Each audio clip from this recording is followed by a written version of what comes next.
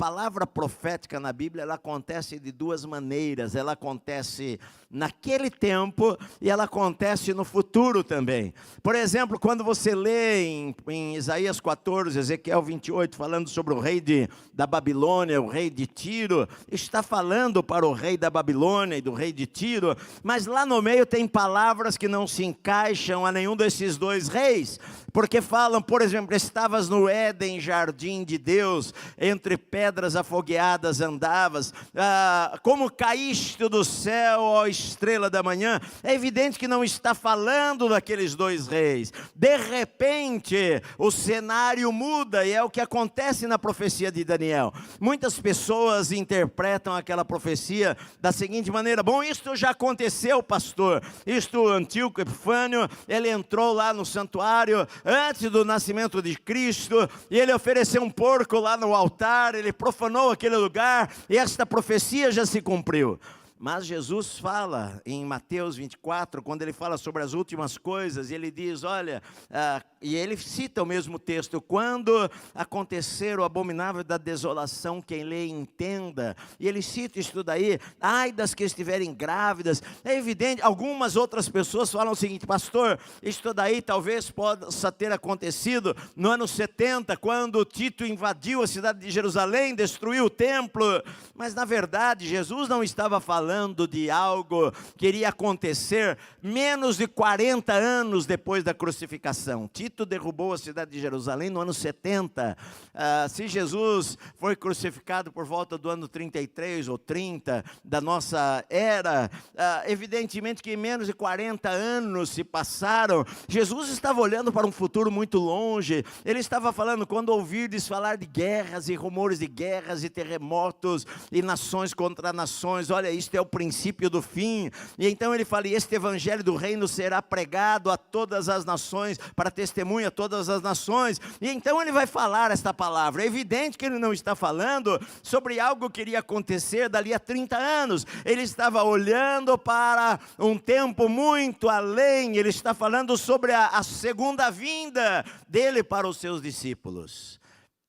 Aqui, depois desses 3 anos e meio, quando o anticristo ele entrar no santuário lá em Jerusalém, que vai começar esse período de perseguição, que serão 3 anos e meio de perseguição dura com relação aos judeus. E a Bíblia diz aqui que exércitos do anticristo e gentios vão pisar a cidade santa. Mas neste período Deus vai levantar 2 pessoas, 2 pregadores, 2 testemunhas, 2 profetas, que irão pregar a palavra de Deus e vão falar do Senhor durante esses 3 anos e meio também. A Bíblia diz no versículo 3: darei as minhas 2 testemunhas que profetizem por 1260 dias vestidos de pano de saco. 1260 dias são 42 meses ou 3 anos e meio. A palavra usada que Jesus já havia falado: eu darei as minhas 2 testemunhas. A palavra é martos, e nós acabamos traduzindo ela na nossa língua para mártir. Por quê? Porque as testemunhas, elas eram martirizadas. Geralmente, testemunhas de Jesus foram martirizadas, foram mortas por causa do seu testemunho. E aqui Jesus está falando, o Senhor está falando: olha, eu darei minhas 2 testemunhas para que elas preguem.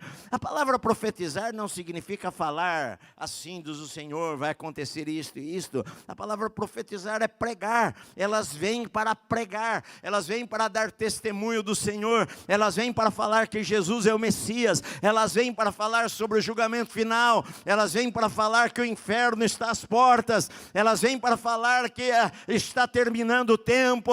São 2 pregadores que vão pregar com unção e autoridade, que o Senhor vai usar essas pessoas com um propósito maravilhoso neste período, nesses 3 anos e meio da tribulação final. Eles vão pregar por 3 anos e meio. Zacarias veio para falar uma palavra de coragem aos líderes.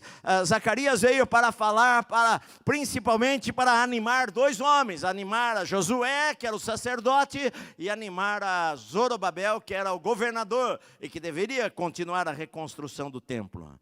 E no capítulo 3 de Zacarias, primeiro trata de de Josué. E diz assim, olha, Deus me mostrou o sumo sacerdote Josué, o qual estava diante do anjo do Senhor, e Satanás estava à mão direita dele para se lhe opor. Mas o Senhor disse a Satanás, o Senhor te repreende, ó Satanás. Sim, o Senhor que escolheu a Jerusalém te repreende. Não é esse um tirão tirado do fogo? Olha só, a Bíblia diz que Zacarias, ele teve uma visão, e ele vê o sumo sacerdote Josué, e a Bíblia diz que ali estava Satanás do lado direito dele para opor-se a ele. Ele era o líder espiritual de Israel. Estava ali Satanás para se lhe opor, e o Senhor falou, o Senhor te repreenda, Satanás. Você não vai ter vitória sobre ele.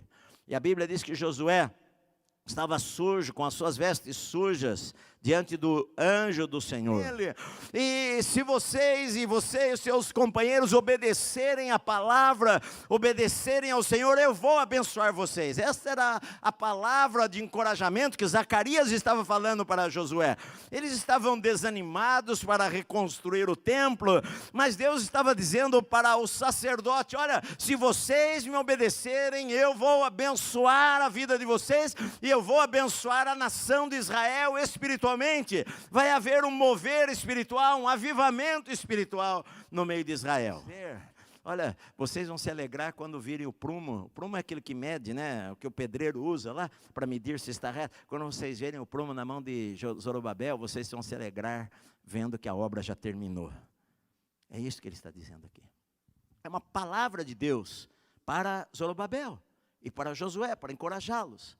Agora, vocês viram que no capítulo 3, ele fala o seguinte, olha, no versículo 8, eis que eu farei vir o meu servo o renovo. No mesma palavra, ele fala duas coisas. Ele fala algo que iria acontecer naquele momento, e ele fala uma palavra que o servo, o renovo, que é uma palavra dada ao Messias.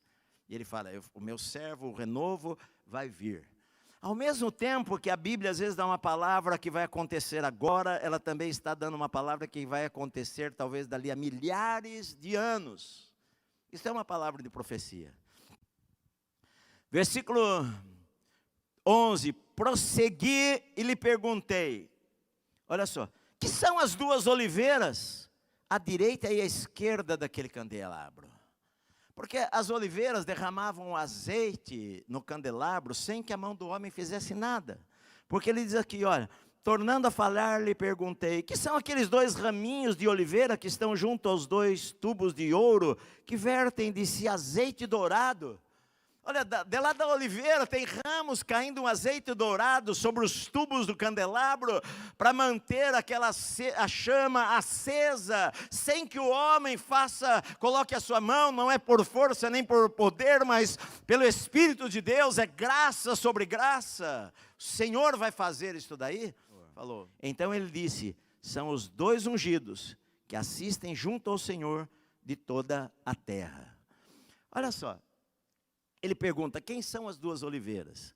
Na verdade, Deus está dizendo aqui que as duas oliveiras eram os dois ungidos. Quem eram? Era Josué e eram Zorobabel. Eles eram as duas oliveiras que estão aqui no livro de Zacarias. E que seriam os instrumentos para restaurar a Israel.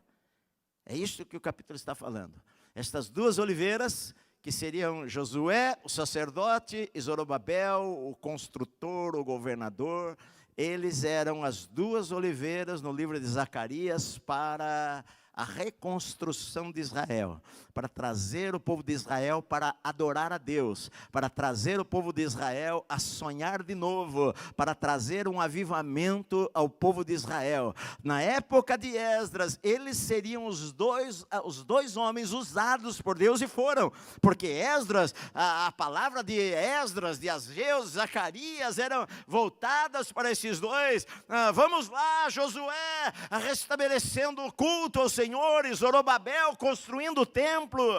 Estes são as duas oliveiras, Josué e Zorobabel, no livro de Zacarias.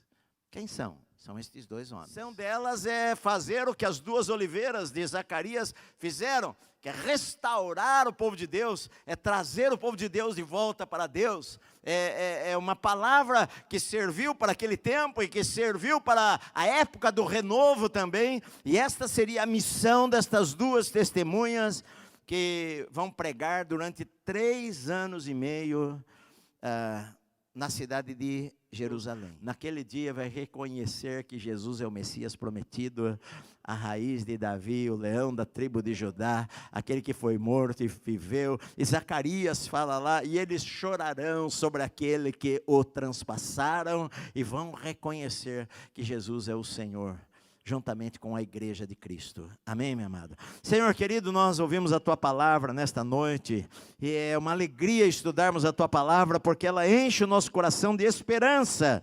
Tua palavra nos enche de esperança, Tua palavra mostra a Tua fidelidade, que as promessas do Senhor, o Senhor não se esquece daquilo que o Senhor prometeu. Nós podemos nos esquecer, nós podemos pensar, isto não vai acontecer, mas o Senhor falou que a nação de Israel iria se voltar para o Senhor, e nós cremos que ela vai se voltar para o Senhor, ó Deus, e que vai se unir à igreja de Cristo, e somos um povo só, Senhor.